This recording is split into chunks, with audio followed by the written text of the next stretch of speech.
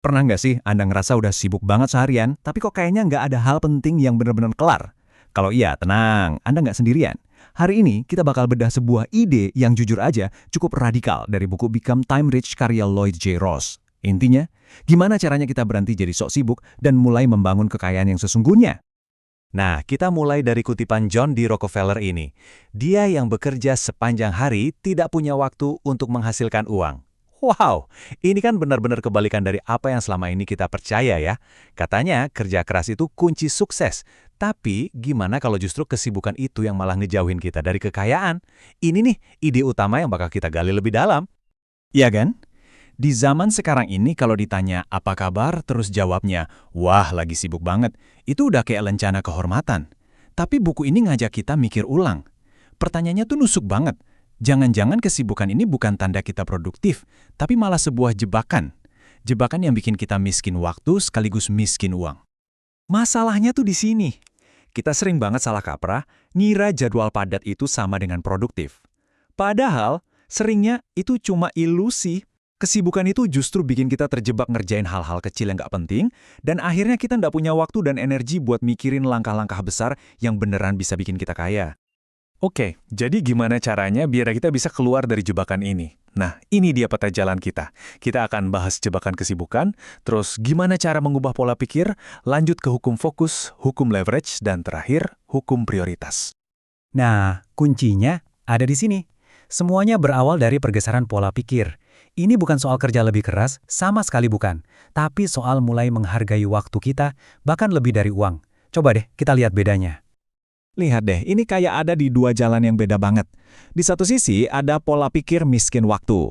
Ini tuh pola pikir di mana kita menukar aset kita yang paling berharga, yaitu waktu, demi uang. Di sisi lain, ada pola pikir kaya waktu. Nah, ini kebalikannya. Kita pakai uang untuk membeli kembali waktu kita. Ini beneran deh game changernya. Oke, kedengarannya keren ya, tapi prakteknya gimana? Nah, semuanya dimulai dari dua hukum pertama ini, yang tujuannya cuma satu, bikin fokus kita jadi setajam silet. Kita akan bahas soal menetapkan tujuan dan melakukan eliminasi. Hukum pertama ini kedengarannya simpel, tapi fundamental banget. Gini deh, kalau kita nggak punya tujuan yang jelas, setiap notif email, chat WhatsApp, atau permintaan kecil dari orang lain, semuanya bakal kelihatan penting dan mendesak. Akhirnya, kita ditarik ke sana-sini. Makanya punya satu visi yang jadi kompas itu krusial banget. Dan ini bukan cuma teori loh. Lihat deh contoh nyata dari Bruce Lee. Dia nggak cuma punya mimpi, dia menuliskannya dengan super spesifik di tahun 1969. Dan gila ya, dalam 3 tahun, semua itu jadi kenyataan. Itulah kekuatan sebuah tujuan yang benar-benar jelas dan tertulis.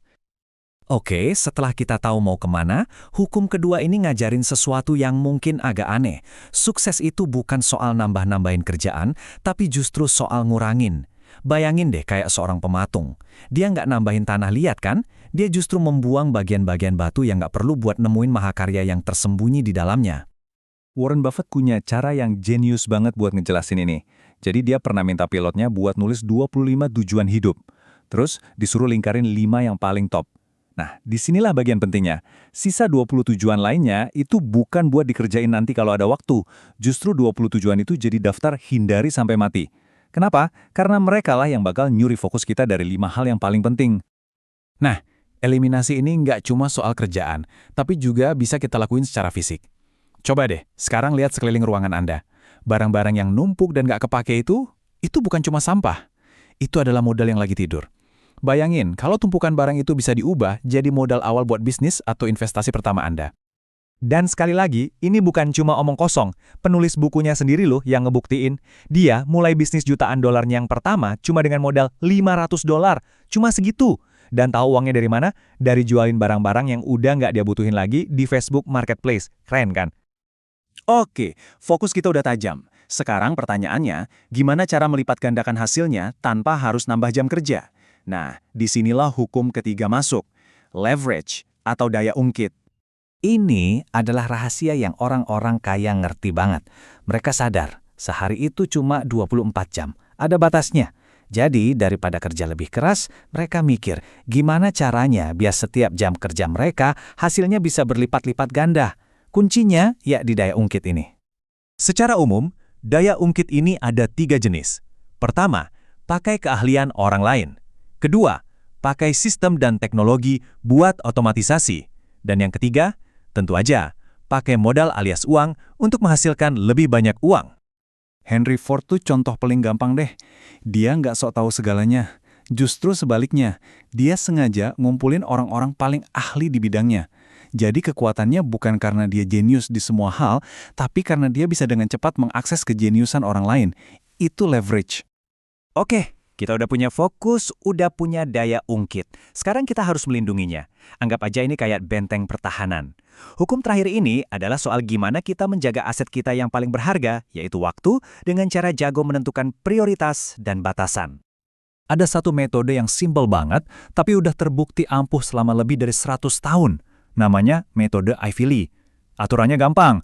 Setiap sore sebelum pulang kerja, tulis cuma 6 tugas paling penting buat besok. Ingat ya, cuma 6. Jeniusnya tuh di sini. Metode ini maksa kita buat berhenti multitasking. Kita jadi fokus ngerjain tugas nomor 1 sampai benar-benar kelar, baru pindah ke nomor 2, dan seterusnya. Ini ngejamin kalau yang selesai itu adalah hal yang paling penting, bukan cuma hal yang paling berisik atau yang kelihatannya mendesak. Kutipan dari Naval Ravikant ini benar-benar ngena banget sih. Dia bilang, waktu adalah mata uang utama dan saya seharusnya lebih kikir dengannya. Coba pikirin deh. Kita bisa pelit banget sama uang, tapi boros banget sama waktu. Padahal waktu itu satu-satunya aset yang kalau udah hilang gak akan pernah bisa balik lagi. Jadi, semuanya kembali ke satu pertanyaan ini. Pertanyaan yang kayaknya perlu kita tanyain ke diri sendiri setiap hari. Waktu yang kita punya ini, lagi kita habiskan begitu aja, atau lagi kita investasikan?